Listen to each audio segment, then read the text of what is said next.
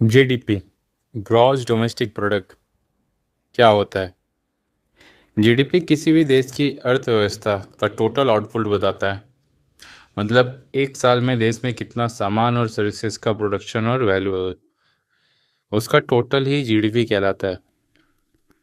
आसान भाषा में देखें तो जैसे घर का खर्चा और कमाई होती है, वैसे ही पूरे देश की कमाई को जीडीपी कहते हैं।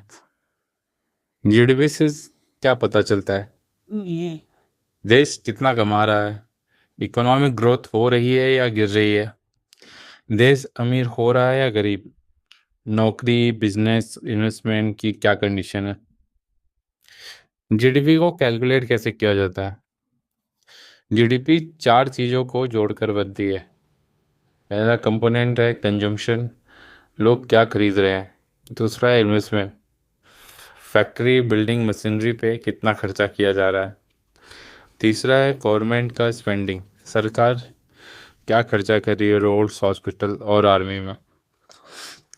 और इसके बाद आता है नेट एक्सपोर्ट इंपोर्ट, इसमें एक्सपोर्ट और इंपोर्ट का अंतर देखा जाता है।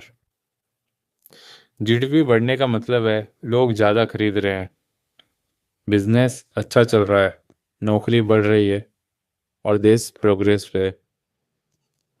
जीडीपी गिरने का मतलब है बिजनेस स्लो है, नौकरी कम है, खरीदारी कम है, अर्थव्यवस्था कमज़ोर पड़ रही है। अगर भारत में एक साल में 50 लाख कार्स बनी, 30 लाख मोबाइल्स बनी और सब्जी, कपड़े, होटल, सर्विसेज पे 20 लाख रुपए का खर्चा किया गया और इंपोर्ट और एक्सपोर्ट का जो डिफरेंस है वो 5 लाख रहा, तो टोटल जीडीपी हो गई 105 लाख रुपए की। भारत की जीडीपी है, उसकी करंट इकोनॉमिक सिचुएशन कुछ इस तरह है। इंडिया का नॉमिनल जीडीपी 2025 का जो है वो एस्टिमेटेड है $4.19 ट्रिलियन। अगर हम परचेसिंग पावर पैरिटी की बात करें तो जीडीपी अराउंड है $17.71 ट्रिलियन के आसपास। 2025 और 26 के फाइनेंशियल के Q2 में इंडिया की जो रियल जीडीपी ग्रोथ है 8.2% है और इस क्वार्टर में जो नॉमिनल जीडीपी ग्रोथ है वो 8.7% हुई है। 2025 के एस्टिमेट के मुताबिक इंडिया की नॉमिनल जीडीपी लगभग $4.187 ट्रिलियन है। इसी कॉन्टेक्स्ट में पूरे वर्ल्ड इकोनॉमी की हिसाब से इंडिया का हिस्सा यानी इंडिया जितना जीडीपी कंट्रीब्यूट करता है करीब 3.7 to 3.6% है। अगर हम पीपीपी परचेसिंग पावर पैरिटी की बेसिस पे देखें जो रियल बॉइंग पावर दिखाता है तो इंडिया की जीडीपी लगभग 8.5% तक कंट्रीब्यूट करता है। इंडिया अब दुनिया की टॉप इकोनॉमिक्स में आता है। इंडिया को फोर्थ लार्जेस्ट इकोनॉमी माना जा रहा है, लेकिन 3.7% या 4% शेयर होने के बावजूद यानी दुनिया की इकोनॉमी में इंडिया का एक छोटा हिस्सा है। उसका मतलब है ज़्यादा बड़ी इकोनॉमिक्स देश से यूनाइटेड स्टेट्स, चाइना एक्सेट्रा अभी भी बहुत आगे हैं with much larger share of global GDP. Purchasing power parity basis से शेयर थोड़ा ज़्यादा दिखता है। मतलब अगर हम कॉस्ट ऑफ लिविंग और रियल परचेसिंग पावर को कंसीडर करें तो इंडिया की इकोनॉमिक वेट दुनिया में थोड़ी ज़्यादा है। मतलब क्या समझे?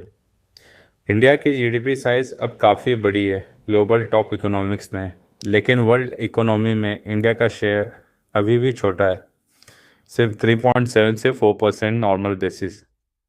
परचेसिंग पावर पैरिटी बेसिस से शेयर थोड़ा बेटर है, 8.9%, 8 to 9%, जो बताता है कि इंडिया की डोमेस्टिक परचेसिंग पावर और लोकल कॉस्ट स्ट्रक्चर्स को एडजस्ट करने के बाद इकोनॉमी के असर थोड़ा ज़्यादा है। यह डिफरेंस इसलिए है क्योंकि दुनिया में बहुत से बड़े और वेल्दी देश हैं जिनकी इकोनॉमी साइज बहुत बड़ी है। भारत की जीडीपी बढ़ रही है लेकिन फिर भी कुछ अहम प्रॉब्लम्स हैं जो ग्रोथ को स्लो करती हैं। इन्हें समझते हैं ताकि हम जाने कि जीडीपी फास्ट क्यों नहीं बढ़ पा रही है। बड़े पॉपुलेशन के हिसाब से जितनी जीडीपी फास्ट होनी चाहिए उतनी फास्ट या उतनी तेज़ गति से नहीं बढ़ रही है। भारत दुनिया के सबसे बड़े पॉपुलेशन वाले देशों में से। जीडीपी बढ़ रही है लेकिन पर कैपिटा अभी काफ़ी कम है। यानी देश रिच दिख रहा है पर हर नागरिक उतना रिच नहीं है। मैन्युफैक्चरिंग सेक्टर का पीछे रहना। चाइना की तरह हम एक ग्लोबल मैन्युफैक्चरिंग हब नहीं बन पाए।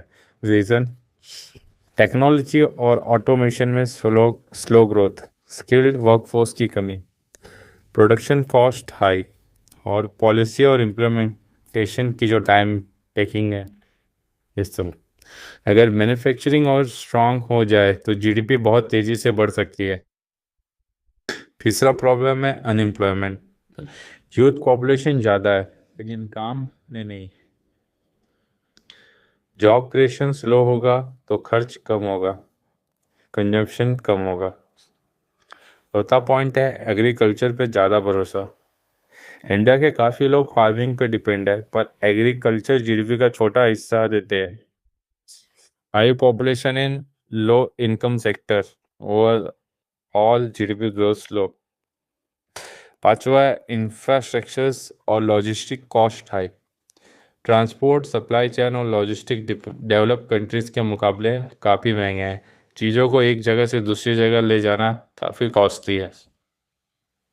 छठा है इंपोर्ट ज़्यादा और एक्सपोर्ट कम। इंडिया इलेक्ट्रॉनिक्स, मशीनरी, फ्यूल जैसे चीज़ों का इंपोर्ट ज़्यादा करता है। अगर एक्सपोर्ट स्ट्रांग नहीं हुआ तो जीडीपी ग्रोथ रिस्ट्रिक्टेड रहती है। एजुकेशन सिस्टम में स्किल का गैप। पढ़ाई हो रही है पर एम्प्लॉयबल स्किल्स की कमी है, जिसके कारण ग्रेजुएट तो बनते हैं पर स्किल टेक्नीशियंस, रिसर्चर्स, इन्वेंटर्स काफ़ी कम है। टेक्नोलॉजी और आर&डी में इन्वेस्टमेंट की कमी। अमेरिका, चाइना जैसे देश रिसर्च और इनोवेशन पे बहुत खर्चा करते हैं। इंडिया में research and development investment GDP का छोटा पोर्शन है। फ्यूचर ग्रोथ पोटेंशियल काफ़ी स्लो है। अब बात करते हैं जीडीपी को कैसे इम्प्रूव किया जा सकता है। पहला प्रॉब्लम है मैन्युफैक्चरिंग काफ़ी वीक है, जिसको सॉल्यूशन लाया जा सकता है PLI schemes, global factory hub बनाकर। बेरोजगारी भी एक बड़ी समस्या है जिसमें स्किल डेवलपमेंट और स्टार्टअप सपोर्ट करके हम इसको दूर कर सकते हैं। Agriculture heavy load. इस इस प्रॉब्लम को ख़त्म करने के लिए smart farming plus food processing industry लगानी पड़ेगी। इंपोर्ट काफ़ी हाई है, जिसके लिए हमें मेक इन इंडिया या फिर एक्सपोर्ट प्रमोशन पर ध्यान देना पड़ेगा।